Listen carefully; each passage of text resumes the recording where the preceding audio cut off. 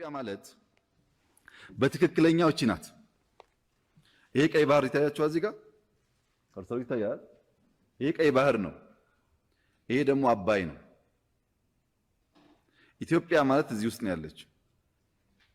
ይሄኛው ውሃ ይመለከትሻል፣ ይሄኛው ውሃ አይመለከትሽም ብትላት አይሰራም። ኔቸር እንደዛ አይልም። ከኢትዮጵያ ጋር እዚህ ጋር ኤርትራ አለች። በዚህኛውም ያገባታል፣ በዚህኛውም ያገባታል። እዚህ ጋር ሱዳን አለች። በዚህኛውም ያገባታል፣ በዚህኛውም ያገባታል።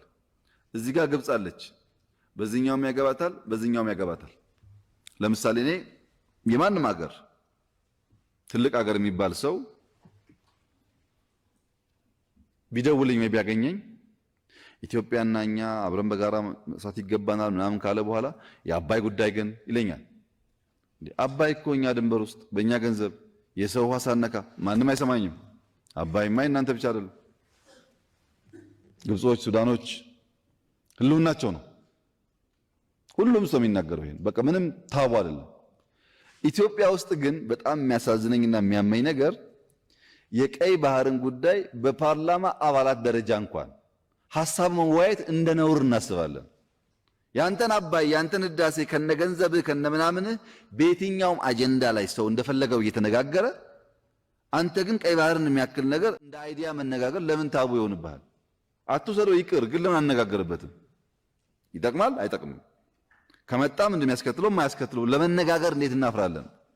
ቀይ ባህርና አባይ ኢትዮጵያን የሚበይኑ ከኢትዮጵያ የተቆራኙ ለኢትዮጵያ እድገትና ጥፋት መሰረት ናቸው። ጥቅሙ ግን ምን ይሁን? ልክ አሁን ህዳሴ ላይ እንደምንደራደረው መደራደር እንችላለን። ችግር የለውም። ድርድር ማለት አትጠቀምበት ማለት ካልሆነ በስተቀር ችግር የለውም። The rights and claims of Ethiopia based on geographical በጂኦግራፊ historical history ethnic or economic reason including in particular Ethiopia's legitimate need for adequate access to sea የሚል ዩኤን ቻርተር ላይ አለ። በታሪክ በጂኦግራፊ በኢኮኖሚ በዘር ደግሞ በኋላ አፋር ሶማሌ እናያለን። በዚህ ውስጥ ኢትዮጵያ ሌጂቲሜት ጥያቄ አላት የሚል ስምምነት ነበር። ይሄን ስምምነት መፈተሽ ያስፈልጋል።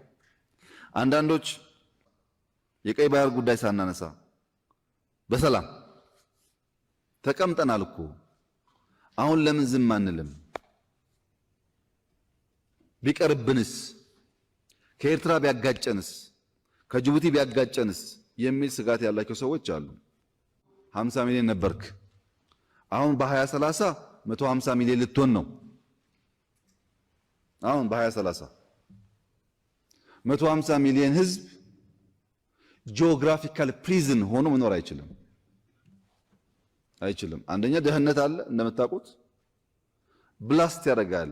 ብትፈልግም ባትፈልግም ወደሆነ ይፈነዳል።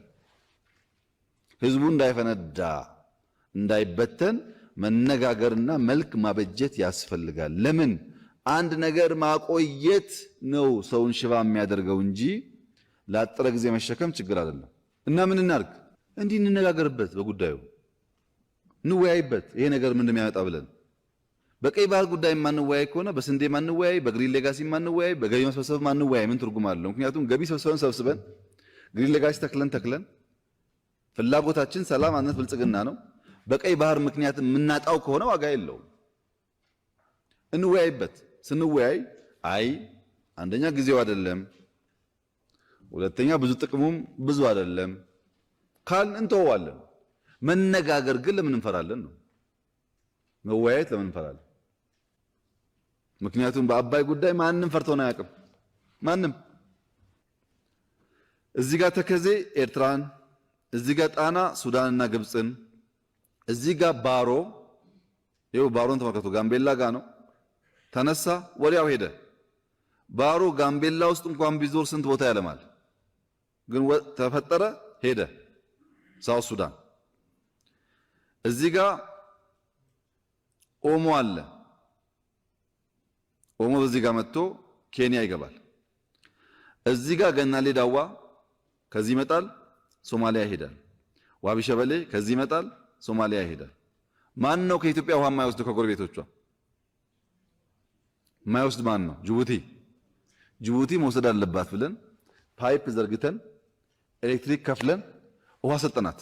ኤርትራ ተከዜ አላት፣ ሱዳን ተከዜና ናይል አላት፣ ሳውት ሱዳን ባሮ አላት፣ ኬንያ ኦሞ አላት፣ ሶማሊያ ዋቢ ሸበሌ አላት፣ ገናሌ ዳዋ አላት። እኛ ያልሰጠነው ጎረቤት ማን ነው?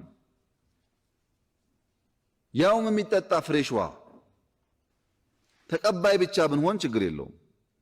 አንድ ሀገር ለኢትዮጵያ 1 ሊትር ውሃ ፍሬሽ ውሃ የሚሰጥ ሀገር የለም። ሁሉም ተቀባይ ነው።